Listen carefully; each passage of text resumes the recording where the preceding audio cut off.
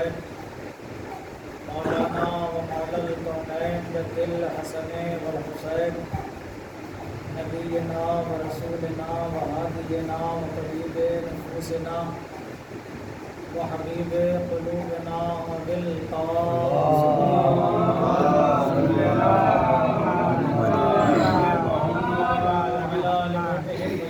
الطاهرين المعصومين المظلومين الذين أذهب الله عنهم الرجس وطهرهم تطهيرا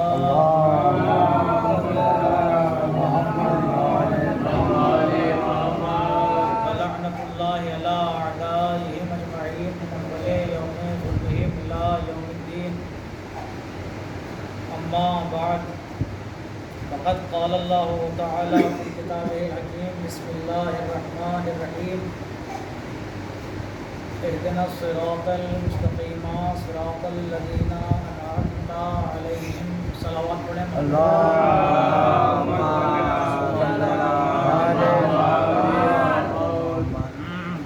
حضرات گرامی قدر،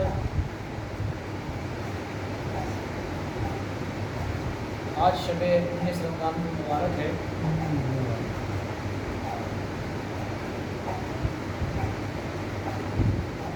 اور چونکہ حالات اور ماحول اس سال خوشگوار نہیں ہے، لہذا اس کی رعایت کے ساتھ ساتھ اپنا جو فریضہ ہے، ہماری جو ذمہ داری ہے وہ بھی ادا ہو جائے اور ماحول سے بغاوت بھی نہ ہو۔ اس لیے تھوڑی دیر بہت زیادہ طولانی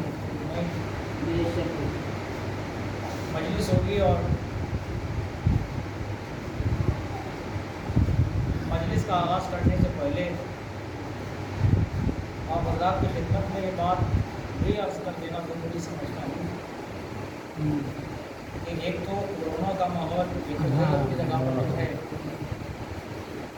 دوسرے الیکشن جو ہوئے ہیں ان کے نتیجے متعلق ہیں، اور عجیب و غریب اتفاق ہے ہمارے قوم کے لیے کہ یہ جو 3 دن ہے رمضان مبارک کے، ان دنوں میں ہم کوئی خوشی کرتے نہیں، لہذا گزارش آپ حضرات سے یہ ہے کہ کل نتیجے آئیں گے، اب ظاہر سی بات ہے کسی نے کسی کو ووٹ دیا ہوگا، کسی نے کسی کو ووٹ دیا ہوگا، لیکن گزارش اتنی ہے کہ اگر آپ مولا متقیان کے چاہنے والے ہیں اور جیسا کہ انہوں نے فرمایا ہے کہ ہمارے شیعہ ہماری خوشی میں خوش ہوتے ہیں اور ہمارے غم میں غمگین ہوتے ہیں، تو جب رزلٹ آئے اور اپنا مطلوبہ کینڈیڈیٹ اور امیدوار اگر جیت کے آئے، کسی کا بھی کسی نے کس کو ووٹ دیا نہیں پتا، لیکن ہم مومنین میں سے کچھ ایسے ہوں گے جن کا ووٹ دیا ہوا امیدوار جیتے گا، کچھ ایسے ہوں گے جن کا نہیں جیتے گا، تو جن کا بھی جیتے، گزارش آپ کی یہ ہے کہ ان 3 دنوں میں کل بہت زیادہ خوشیاں نہ منائیں، وہ جو جیت کا جلوس ہوگا وہ شریک نہ ہو، گجرے اور مالائیں پہنائی جاتی ہیں وہ نہ کریں، اپنے امیدوار سے معذرت کر لیں اور اس سے معافی چاہ لیں کہ بھائی 3 دن کے بعد ہم تمہارے ساتھ خوشی میں شریک ہوں گے، اس کے بعد اپنے امیدوار کو اپنے گھر بلا کے چاہے جس طرح کا انتظام کرنا، کوئی بھی پروگرام کرنا، نہ آپ کا امیدوار آپ سے ناراض ہوگا نہ آپ کے مولا آپ سے ناراض ہوگا۔ ضروری یہ ہے کہ اپنے مولا کو بھی راضی رکھنا ہے، اور مولا یہ نہیں کہتے کہ تم دنیا والوں سے اپنے تعلقات خراب کرو، یہ بھی مولا نہیں کہتے، تو بیچ کا راستہ یہی ہے کہ کل چونکہ قیامت کا دن ہے، آج سے یہ 3 دن ہیں تو ایسے ہیں کہ قیامت سے کم نہیں ہے اگر احساس کیا جائے، لہٰذا گزارش یہ ہے کہ ان 3 دنوں میں خوشی میں شریک نہ ہوئیے گا، بتا دیجیے گا، وہ بھی سب سمجھیں گے، ایسی بات نہیں کہ بھائی ہم 3 دن آپ کے ساتھ نہیں شریک ہوں گے خوشی میں، 3 دن کے بعد آپ جم کے خوشیاں منائیے گا۔ اس علاوہ پڑھیں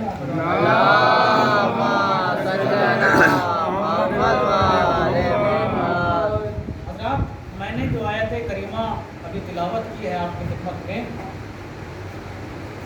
وہ آیت کریمہ وہ ہے کہ نہ اس کے ترجمے کی ضرورت ہے اور نہ یہ بتانے کی ضرورت ہے کہ قرآن کی کس بارے کی آیت ہے، کس سورے کی آیت ہے۔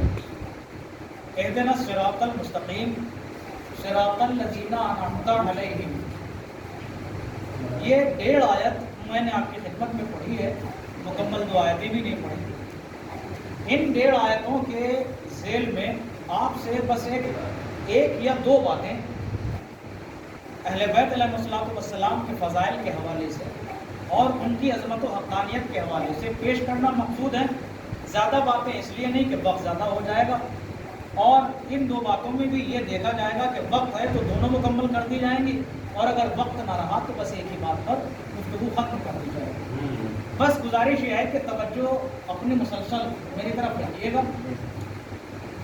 ارشاد ہوتا ہے کہ اہدنا الصراط المستقیم، ہم سب جانتے ہیں مطلب کیا ہے۔ خدا اپنے قرآن میں پہلے ہی سورے میں ہم لوگوں سے مطالبہ کر رہا ہے، حکم دے رہا ہے کہ دیکھو جب میری بارگاہ میں آؤ، کم سے کم نماز پڑھنے جب 5 وقت میری بارگاہ میں آؤ، اور تم اس حالت میں ہو کہ بس تم ہو اور میں ہوں، تم مجھ سے بات کر رہے ہو، میں تم سے بات کر رہا ہوں، ایسی راز کے موقع پر، ایسے خاص موقع پر، ایسے مخلص موقع پر میں تم سے یہ کہتا ہوں، تمہیں حکم دیتا ہوں کہ تم مجھ سے صراط مستقیم کی طلب کرو، تم مجھ سے صراط مستقیم مانگو، اس لیے کہ صراط مستقیم میرے اس راستے کا نام ہے کہ دنیا میں آدمی چاہے جتنا اچھے عمل کرنے کا دعویٰ کرے، اگر صراط مستقیم پر نہیں ہے تو اس کا کوئی عمل قابل قبول نہیں ہے۔ میری بارگاہ میں تمہارے قبول ہونے کی نشانی یہ ہے کہ تم صراط مستقیم پر چلو، میری بارگاہ میں کامیاب ہونے کی دلیل یہ ہے کہ تم صراط مستقیم پر چلو، میری بارگاہ سے جنت حاصل کرنے کی دلیل یہ ہے کہ تم صراط مستقیم پر چلو، میری طرف سے تمہیں جہنم نہ عطا ہو اس کے لیے ضروری ہے کہ تم صراط مستقیم پر چلو، تم میرے قریب ہو جاؤ، شیطان سے دور ہو جاؤ، اس کے لیے ضروری ہے کہ تم صراط مستقیم پر چلو، تم مسلمان ہو جاؤ، کافر نہ رہو، اس کے لیے ضروری ہے کہ تم صراط مستقیم پر چلو، تم مومن بن جاؤ، منافق نہ رہو، اس کے لیے ضروری ہے کہ تم صراط مستقیم پر چلو، تم اچھے بن جاؤ، برے نہ رہو، اس کے لیے ضروری ہے کہ تم صراط مستقیم پر چلو۔ مطلب یہ ہے کہ ہماری زندگی کی کامیابی کی بنیاد، ہماری نجات کی بنیاد اللہ نے صراط مستقیم کو بنایا ہے۔ اگر صراط مستقیم ہمیں حاصل ہے تو ہم کامیاب ہیں، ہمیں جنت بھی مل جائے گی، ہم اللہ کے قریب بھی ہو جائیں گے، ہمیں نجات بھی مل جائے گی۔ اور اگر صراط مستقیم سے دور رہ گئے تو ہم چاہے نماز پڑھ لیں، چاہے روزہ رکھ لیں، چاہے حج کر لیں، چاہے زکوٰۃ دے دیں، چاہے کتنا بھی مال خدا کی راہ میں لٹا دیں، ہم چاہے جتنے صدقات دے دیں، ہم صراط مستقیم پر نہیں آ سکتے۔ اور جب تک صراط مستقیم پر نہ آئیں گے تو اللہ کہتا ہے تم کامیاب نہیں ہو میری نظر میں۔ اپنے میاں مٹھو چاہے جتنا بنتے رہو کہ ہم تو کامیاب ہیں، ہمارے پاس دولت بھی ہے، ہمارے پاس آدمی بھی ہیں، ہمارے پاس حکومت بھی ہے، ہمارے پاس جاہو حشم بھی ہے، سنو تمہارے پاس دنیا میں چاہے جو ہو، اگر صراط مستقیم نہیں ہے تو پھر میری نظر میں تمہارے پاس کچھ نہیں ہے۔ اور صراط مستقیم کے لیے اللہ نے کہا تمہیں صراط مستقیم مل نہیں سکتا، تمہارے اندر اتنی صلاحیتیں نہیں ہیں، تمہارا ذہن اتنا بلند نہیں ہے، تمہاری عقل اتنی کمال کو نہیں پہنچی ہے کہ تم صراط مستقیم خود حاصل کر سکو۔ اس لیے میں تمہیں حکم دیتا ہوں کہ میرے پاس میری بارگاہ میں 5 وقت آؤ، اور جب بس میں اور تم ہو اور تیسرا ہمارے درمیان میں کوئی نہ ہو، اس وقت مجھ سے کہو اہدنا الصراط المستقیم، پروردگار ہمیں صراط مستقیم عطا کر۔ توجہ چاہتا ہوں، اس وقت مجھ سے مانگو کہ پروردگار ہمیں صراط مستقیم عطا کر۔ اب یہاں پر 2 ترجمے ہیں، ان لوگوں کا ترجمہ ہے کہ ہمیں صراط مستقیم عطا کر، ہمارا ترجمہ ہے کہ ہمیں صراط مستقیم پر قائم رکھ۔ اس بحث میں جانا نہیں ہے، اس پر آپ بہت گفتگو سن چکے ہوں گے۔ گفتگو بس صراط مستقیم کی ہے کہ صراط مستقیم ہے کیا۔ صراط مستقیم تنہا نماز کا نام نہیں، صراط مستقیم صرف روزے کا نام نہیں، صراط مستقیم صرف حج و زکات و خمس کی ان چیزوں کا نام صرف صراط مستقیم نہیں ہے، یہ بھی صراط مستقیم کے اجزاء ہیں، یہ بھی صراط مستقیم کے جز ہیں، مگر یہ تنہا صراط مستقیم نہیں۔ صراط مستقیم کیا ہے؟ خدا کہتا ہے کہ مجھ سے مانگو، میں بتاؤں گا صراط مستقیم کیا ہے۔ تو جب صراط مستقیم ایسا ہے کہ ہماری عقلیں اسے درک نہیں کر سکتی، ہمارا ذہن اسے ڈھونڈ نہیں سکتا، تو پروردگار ایسی چیز کہ جو ہمارے اختیار میں نہیں ہے تو نے ہمارے اوپر واجب کیوں کی؟ توجہ چاہتا ہوں، جس چیز کو ہم تلاش نہیں کر سکتے اسے تو نے ہمارے اوپر واجب کیوں کیا؟ جب ہماری عقلیں پا نہیں سکتی، ہمارا ذہن ڈھونڈ نہیں سکتا، تو پھر ہمیں تکلیف کیوں دی؟ ہم کہاں سے حاصل کریں گے؟ تو آواز قدرت آئی، جہاں میں نے تم سے مطالبہ کیا ہے کہ تم مجھ سے مانگو صراط مستقیم، تم مجھ سے مانگو گے نہیں کہ میں فوراً تمہیں بتا دوں گا کہ صراط مستقیم کہاں ہے۔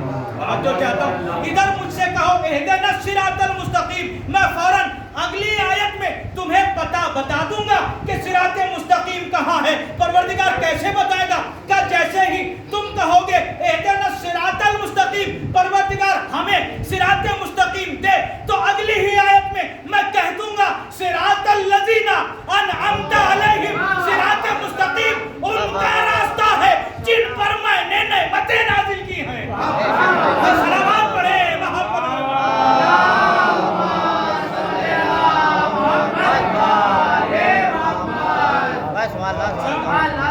تو خدا نے فوراً اگلی آیت میں آسان کر دیا نا مسئلہ کہ مجھ سے مانگو صراط مستقیم کیا ہے، تم ادھر دعا کرو گے، ادھر میں فوراً دعا قبول کر کے تمہارے لیے آسانیاں پیدا کر دوں گا، تمہیں راستہ بتا دوں گا، تمہیں پہچان بتا دوں گا صراط مستقیم ہے کیا۔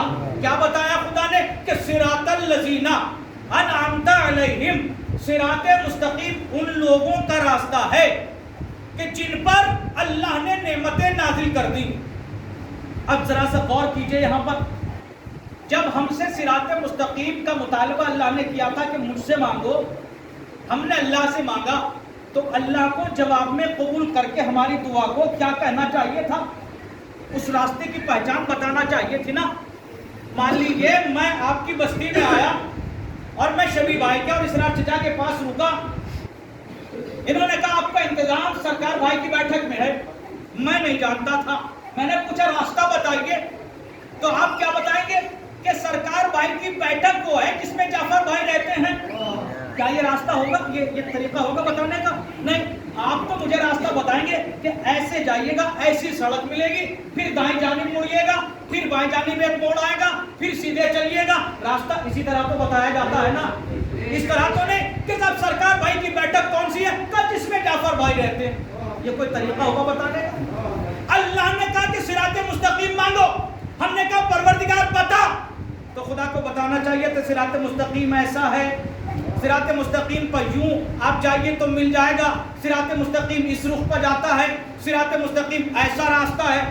خدا نے ایسا تو نہیں بتایا، خدا نے کہا کہ صراط مستقیم راستہ ہے ان کا جن پر میں نے نعمتیں نازل کی ہیں۔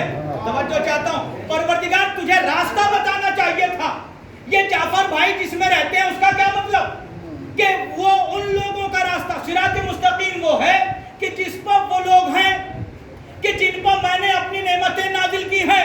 اس کا مطلب یہ ہے کہ خدا نے اب یہاں سے ہماری تلاش کا رخ بدل دیا کہ دیکھو مجھ سے صراط مستقیم مانگو تو میں تمہیں بتاؤں گا، مگر اب راستہ تلاش مت کرنا، راستہ نہ دیکھنا کیسا ہے، یہ مت دیکھنا کتنے موڑ ہیں کتنی گلیاں ہیں، اب میں تمہیں کچھ ایسے معتبر قدم بتا رہا ہوں، کچھ ایسے مستند لوگ بتا رہا ہوں کہ جن کے قدموں سے لپٹ جانے والا راستہ ہی صراط ہوتا ہے۔ بے شک بے شک بے شک۔ اب تمہیں راستہ نہیں ڈھونڈنا، اب تو تمہیں ان لوگوں کے قدم ڈھونڈنا ہے۔ ان لوگوں کو دیکھ لیجئے، وہ جدھر جدھر جائیں گے، اب تمہیں صراط مستقیم نہیں ڈھونڈنا بلکہ یہ دیکھنا کہ وہ کدھر کدھر جا رہے ہیں، جدھر جدھر وہ جائیں ادھر ادھر صراط مستقیم، جدھر جدھر سے وہ ہٹ جائیں ادھر ہے جہنم کا راستہ۔ توجہ چاہتا ہوں، جدھر وہ مڑ جائے ادھر ہے صراط مستقیم۔ کون ہے وہ؟ تو انعمت علیہم، وہ ہیں جن پر میں نے اپنی نعمتیں نازل کی ہیں۔ اب تو مسئلہ اور الجھ گیا عزیزان کرام، ہم ڈھونڈنے چلے تھے کہ جن کے پاس صراط مستقیم ہمیں مل جائے وہ لوگ ڈھونڈ لیں.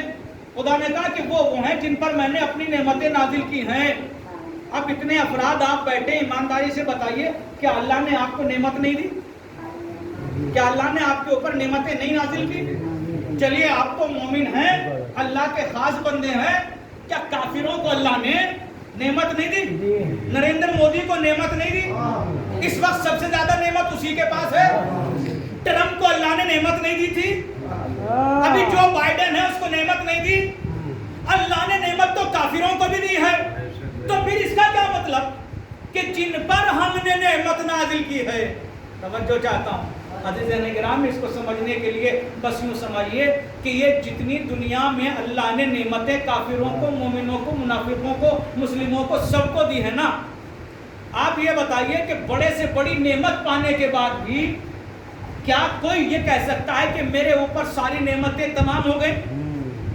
نریندر مودی کو اس وقت سب سے زیادہ نعمتیں حاصل ہیں, مگر اب بھی یہ نہیں سوچتا کہ مجھے بہت کچھ مل گیا.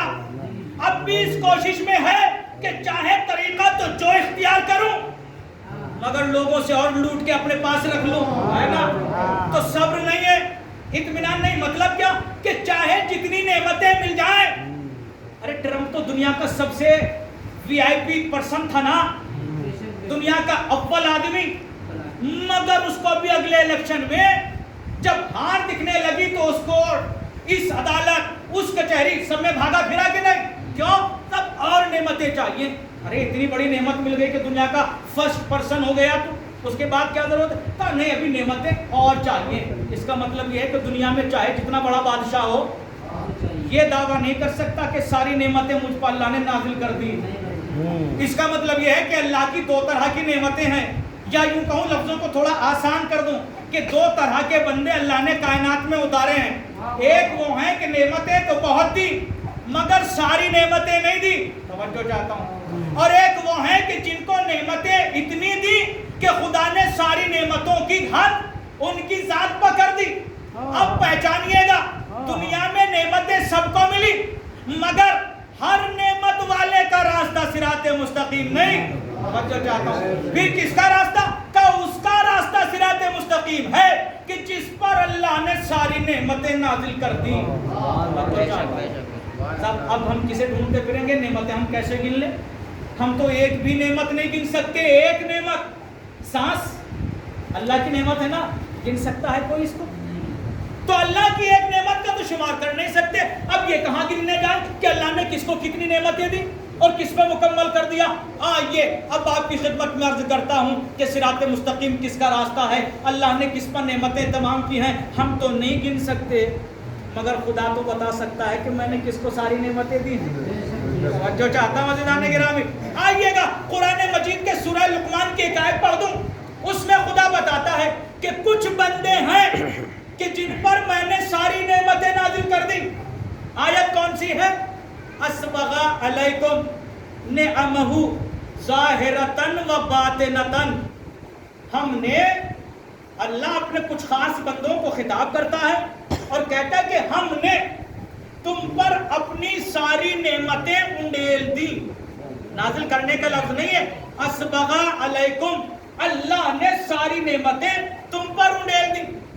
ظاہرتن و باطنتن, جتنی نعمتیں چھپی ہوئی تھی وہ بھی دے دی اور جو نعمتیں ظاہر تھی وہ بھی دے دی.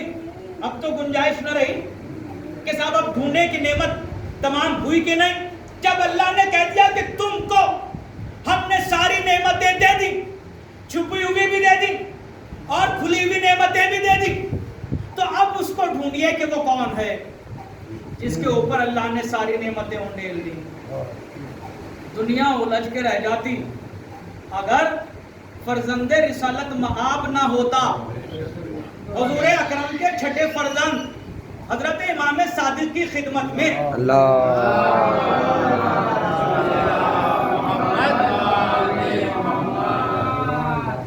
آیا آپ کا چاہنے والا صحابی اور اس آیت کی تلاوت کی کہ اے فرزند رسول یہ بتائیے کہ خدا نے کہا کہ ہم نے تم پر ظاہری اور باطنی ساری نعمتیں انڈیل دی.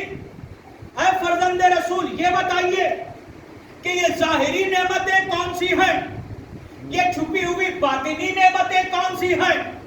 اب ظاہری نعمتیں سمجھ میں آ جائیں اور باطنی نعمتیں سمجھ میں آ جائیں تو سمجھ میں آ جائے گا کہ کس کے اوپر نازل ہوئی ہیں. توجہ چاہتا ہوں. تو امام نے ایک چھوٹا سا جواب دے دیا. اب سنیے گا انشاءاللہ آپ لطف اندوز ہوں گے. کس کا راستہ ہے صراط مستقیم، کس کے قدموں میں ملے گا صراط مستقیم؟ امام نے کہا کہ سنو میرے چاہنے والے، میرے صحابی، میں بتاتا ہوں تمہیں کہ چھپی ہوئی نعمتیں کیا ہیں اور ظاہری نعمتیں کیا ہیں. ارشاد فرمایا امام نے کہ سنو، یہ جو ظاہری نعمت ہے نا، اس نعمت کا نام ہے توحید پروردگار، اللہ کو ایک ماننا. اچھا ٹھیک ہے، سمجھ لیا اس نے. کہا یہ باطنی نعمت ہے، کہا باطنی نعمت ہے اللہ کی طرف سے عطا کی ہوئی نعمت امامت اور نعمت رسالت. توجہ چاہتا ہوں. اللہ نے جسے نعمت رسالت دی اور جسے نعمت امامت دی، اسی کا راستہ ہے صراط مستقیم. وہی ہے صراط مستقیم کا رہبر. جس کو نعمت امامت مل گئی، جس کو نعمت رسالت مل گئی، اس کو دنیا کی ساری نعمتیں مل گئی. اب ڈھونڈ لیجئے کون ہے صراط مستقیم کا مالک. جواب آیا مسلمانوں کا، صاحب رسول اسلام ہیں. ہمارے کچھ مومنین نے کہا کہ حضرت علی علیہ السلام ہیں. میں نے کہا دوسری آیتوں سے ثابت ہوتا ہے کہ علی صراط مستقیم ہے، رسول صراط مستقیم ہے، مگر اس آیت میں نہ رسول کا صراط مستقیم ہونا ثابت ہوتا ہے، نہ علی کا صراط مستقیم ہونا ثابت ہوتا ہے. آپ کہیں گے کیسے جناب؟ میں نے کہا کہ اللہ کہہ رہا ہے کہ جس کو نعمت رسالت و امامت دے دی وہ ہے صراط مستقیم کا رہبر. تو پلٹ کے یہ جواب آیا کہ رسول کو نعمت رسالت مل گئی، علی کو نعمت امامت مل گئی. میں نے کہا جناب ذرا سا غور کیجئے، رسول کیا ہے؟ رسول کیا حضرت ختمی مرتبت امام بھی ہیں؟ بتائیے ایمانداری سے، کیا حضرت رسول اکرم ظاہراً امام ہے؟ نہیں نا. تو پھر نعمت امامت تو ملی نہیں. چلیے نعمت رسالت مل گئی مگر نعمت امامت کا کیا؟ حضرت علی ہے صراط مستقیم اس آیت میں. ہم نے کہا نہیں. کہا کیوں؟ کہا نعمت امامت تو ہے مگر کیا حضرت علی رسول ہیں؟ پھر نعمت رسالت ان کو نہیں ملی. تاریخ میں کوئی ایسا بندہ ڈھونڈ کے لاؤ جسے اللہ نے ایک ساتھ نعمت رسالت بھی دی ہو، نعمت امامت بھی دی ہو، جس کے پاس ایک ساتھ ایک وقت میں نعمت رسالت بھی ملے، نعمت امامت بھی ملے. وہ ہے صراط مستقیم کا رہبر. مسلمانوں لاؤ ڈھونڈ کے کوئی بندہ. اگر تمہیں نہیں ملتا تو ہم سے پوچھو، ہم بتائیں گے. تاریخ میں بس ایک ہی بندہ ملا جس کا نام ہے ابو طالب. اللہ نے رسول بھی اس کی گود میں، امام بھی اس کی گود میں. ایک صلوات پڑھے.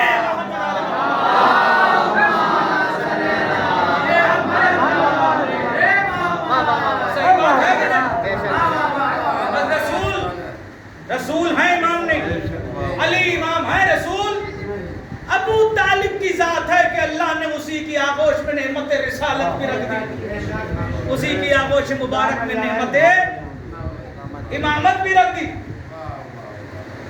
حضرت ابو طالب کے دروازے پر چلے آئیے، نعمتیں مل جائیں گی. اچھا آئیے آپ کو ایک پہچان اور بتا دوں. کہا کہ صراط الذین انعمت علیہم، ان لوگوں کا راستہ ہے صراط مستقیم کہ جن پر میں نے اپنی نعمتیں نازل کی. ٹھیک ہے.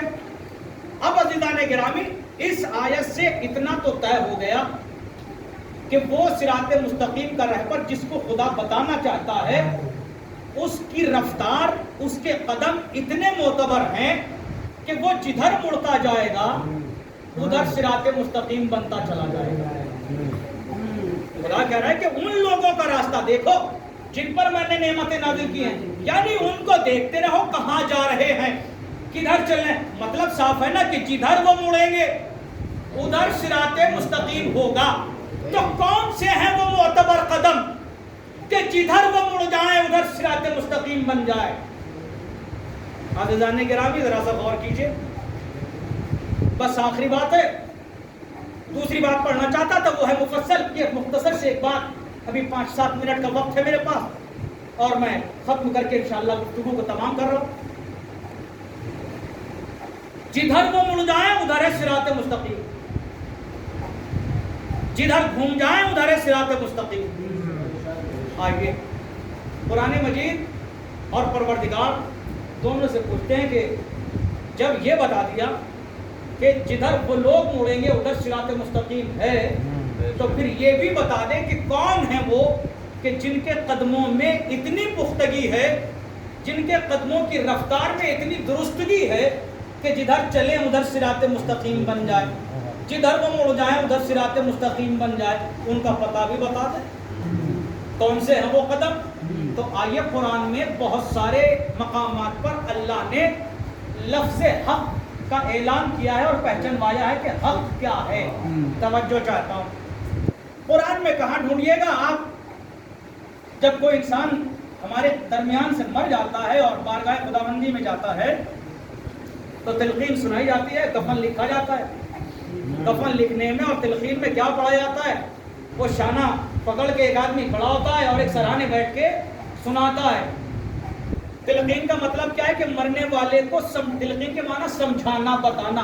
اس کو سمجھایا جاتا ہے کہ قبر میں تجھ سے پوچھا جائے گا کہ تو کس عقیدے پہ ہے, تو کس امام کو مانتا ہے, تو کس چیز کو حق سمجھتا ہے, کس کو باطل سمجھتا ہے. تو دیکھ تو گھبرانا نہیں, جواب دے دینا. جب تجھ سے آ کے فرشتہ پوچھے گا کہ حق کیا کیا ہے اور باطل کیا کیا ہے, تو نے حق کسے سمجھا, باطل کسے سمجھا, تو بتا دینا کہ اللہ کی طرف سے جنت حق ہے, جہنم بھی حق ہے, قبر بھی حق ہے, قبر میں سوال و جواب بھی حق ہے, میدان محشر بھی حق ہے, وہاں میزان بھی حق ہے. وہیں ایک لفظ ہے کہ صراط بھی حق ہے. توجہ چاہتا ہوں, کیا حق ہے, صراط مستقیم بھی حق ہے. تو اب اللہ نے قرآن مجید میں حق کو صراط مستقیم کہا, صراط مستقیم کو حق کہا, یعنی صراط مستقیم کا دوسرا نام حق ہوا, حق کا دوسرا نام صراط مستقیم ہوا. اب آسان ہو گیا پہچاننا کہ کس کے قدم ہیں وہ کہ جدھر وہ مڑ جائے ادھر ادھر صراط مستقیم بنتا چلا جائے گا. صراط مستقیم کا دوسرا نام ہے حق, حق کا دوسرا نام ہے صراط مستقیم. میرے نوجوان ایک بار اور دوہرا لیں, حق کا نام کیا ہے, صراط مستقیم. صراط مستقیم کا نام کیا ہے, حق. تو حق اور صراط مستقیم ایک ہی چیز کے دو نام ہو گئے نا. جیسے اللہ اور خدا ایک ہی ذات کے دو نام, ایسے ہی حق اور صراط مستقیم ایک ہی چیز کے دو نام. چاہے صراط کہہ لیں چاہے حق کہہ لیں. اب صراط نہیں پتا چلتا تو حق تو پتا چل گیا کہ وہ لوگ کہ جدھر مڑ جائے ادھر صراط مستقیم. نہ پتا چلا صراط مستقیم کا تو حق کا تو پتا چلا. خدا نے اپنے نبی سے کہا بتا دو صراط مستقیم کس کا راستہ ہے, کون ہے وہ کہ وہ جدھر مڑ جائے ادھر صراط مستقیم ہے. نبی نے اپنے ہاتھوں کو بارگاہ خداوندی میں بلند کیا اور دعا کی, اللہم ادر الحق حیث ما دار علی, پروردگار حق کو ادھر ادھر موڑ دے جدھر جدھر علی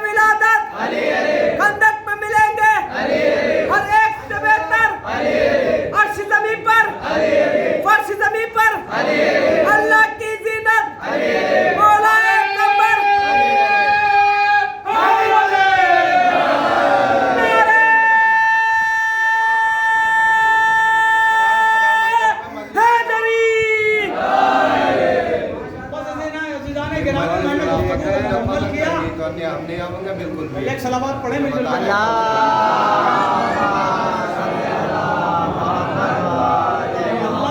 ادر الحق حیث ما دار علی.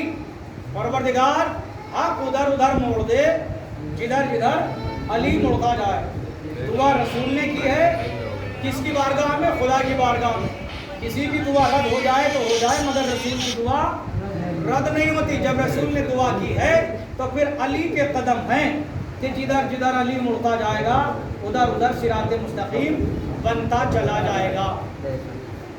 اب رسول اسلام نے صرف ایک کوئی خاص موقع نہیں بلکہ بار بار متعدد مواقع پر اپنے صحابیوں سے، اپنی امت سے یہ اعلان فرمایا کہ دیکھو جب کسی فتنے میں مبتلا ہو جاؤ اور تمہاری سمجھ میں نہ آئے کہ حق راستہ کدھر ہے، باطل کا راستہ کدھر ہے، تو سنو اس وقت دیکھنا کہ پوری دنیا چاہے ایک طرف کھڑی ہو، اگر ایک طرف علی کھڑا ہے تو دنیا کو چھوڑ دینا، علی کے ساتھ چلے رہنا۔ بے شک